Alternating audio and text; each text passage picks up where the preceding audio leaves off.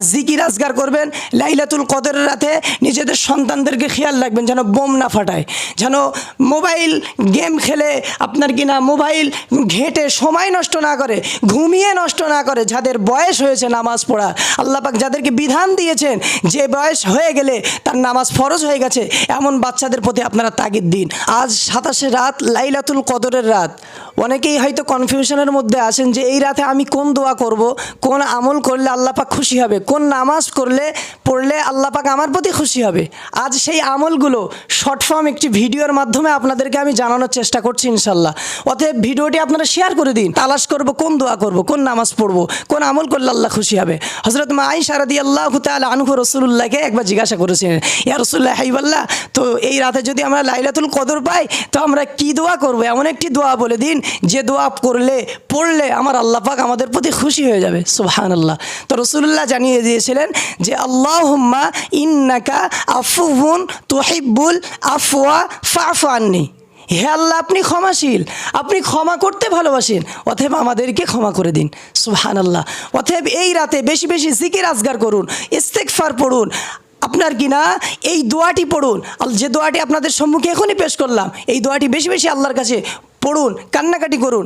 এমন কিনা আল্লাহ রসুলের চাচা হজরতে আব্বাস রাদিয়াল্লাহু তাআলা আনহুকে লক্ষ্য করে রসুলুল্লাহ বলেছিলেন, চাচা আব্বাস, আপনাকে আমি এমন কিছু আমল করতে বলবো, এমন কিছু কাজ বলবো যে কাজ করলে আমার আল্লাহ পাক আপনার জীবনের গোনা, ছোট গোনা, বড় গোনা, পিছনের গোনা, সমস্ত গোনাগুলোকে আল্লাহ ক্ষমা করে দেয়, এমনকি সামনের গোনা পর্যন্ত আল্লাহ পাক আপনার গোনাগুলোকে ক্ষমা করে দেবেন। অতএব সেই কাজটা আপনি করুন। তা আব্বাস রাদিয়াল্লাহু তাআলা আনহু বলেছিলেন, সম্মানার্থে ভাইপোকে ভাতিজাকে বলেছিলেন, ইয়া রাসূলুল্লাহ হাবিবাল্লাহ, বলুন কি কাজ, কি আমল? সেই সময় রাসূলুল্লাহ বলেছিলেন, তুমি সালাতুত তাসবিহ নামাজ পড়ো। সুবহানাল্লাহ।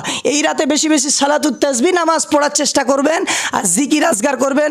লাইলাতুল কদরের রাতে নিজেদের সন্তানদেরকে খেয়াল রাখবেন যেন বোম না ফাটায়, যেন মোবাইল গেম খেলে আপনার কিনা মোবাইল ঘেঁটে সময় নষ্ট না করে, ঘুমিয়ে নষ্ট না করে। যাদের বয়স হয়েছে নামাজ পড়া, আল্লাহ পাক যাদেরকে বিধান দিয়েছেন যে বয়স হয়ে গেলে তার নামাজ ফরজ হয়ে গেছে, এমন বাচ্চাদের প্রতি আপনারা তাগিদ দিন, আপনারা গার্জেন। আর একটা কথা, লাইলাতুল কদরে বেশি বেশি তালাশ করতে থাকুন, কারণ ইমামে আজম আবু হানিফা হুজুর রাহিমাহুল্লাহ বলেছিলেন যে লাইলাতুল কদর হলো 9টি অক্ষর দ্বারা গঠিত, আল্লাহ পাক করেছেন। সুবহানাল্লাহ। আর এই লাইলাতুল কদরে যে সূরাটা আল্লাহ পাক নাজিল করেছেন, এই সূরার মধ্যে আল্লাহ পাক 3 বার করে আল্লাহ পাক উচ্চারণ করেছিলেন আপনার কিনা লাইলাতুল এই কদরে এই সূরাগুলোকে। অতএব 3 নামে 27। অতএব লাইলাতুল কদর সম্ভবত এই রাতেই পাওয়া যাবে ইনশাল্লাহ, সম্ভবত। তবে কেউ নির্দিষ্ট হিসেবে যদি পেতে চান, তবে লাস্ট দশকে রমজানুল মোবারক মাসে প্রত্যেকটা বিজোড় রাতে যেন তারা তালাশ করতে থাকে এবং তারা আমল করতে থাকে, আল্লাহর কাছে কান্নাকাটি করতে থাকে। এই রাত হলো 1000 মাসের চেয়েও উত্তম। সুবহানাল্লাহ।